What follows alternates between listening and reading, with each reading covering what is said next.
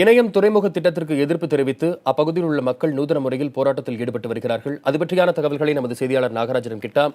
நாகராஜ், என்னென்ன கோரிக்கைகளை, என்னென்ன எதிர்ப்புகளை முன்னிறுத்தி தற்போது அந்த மக்கள் போராட்டத்தில் ஈடுபடுகிறார்கள்? எது மாதிரி போராட்டத்தில் ஈடுபடுகிறார்கள் சொல்லுங்கள் நாகராஜ்.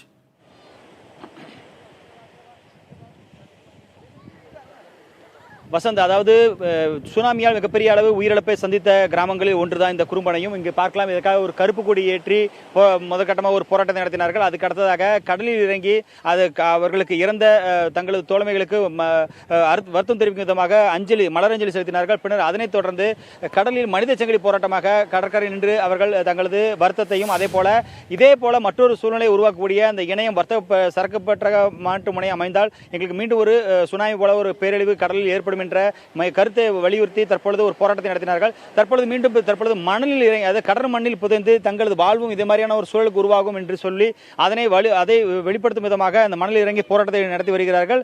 இந்த போராட்டம் குறித்து அவரிடம் பேசலாம். சர்ச்சில் இருக்கு, அவர்கிட்ட சார் சொல்லுங்க, என்ன காரணத்துக்காக இந்த போராட்டத்தை நடத்திட்டு இருக்கு? சார், எங்களுக்கு 12 வருஷத்துக்கு முன்னால் கடல்லிருந்து பெரிய சுனாமி வந்து குமரி மாவட்டத்திலே 1118 உயிர்களை எங்களை பழி வாங்கிச்சு. 5000 அதிகமான வீடுகளை இழுத்துட்டு போயிடுச்சு. நாங்கள் மீன் பிடிக்க பயன்படுத்தக்கூடிய 10,000 அதிகமான மீன்பிடி கருவிகளை அடித்து நொறுக்கிடுச்சு. அதுக்கப்புறம் அந்த சுனாமிக்கு அப்புறம் மீன் வளமே எங்களுக்கு அழிஞ்சு போச்சு. அந்த நேரத்தில் நாங்கள் உயிருக்கு பாதுகாப்பு நாங்கள் கரையை நோக்கி ஓடணும். இப்போ கவர்மெண்ட் தான் எங்களுக்கு ஷெட்டு போட்டு உட்கார வச்சு நிறுவனம் கொண்டு சாப்பாடு தந்து வீடெல்லாம் தந்து எங்களை வாழ வச்சாங்க.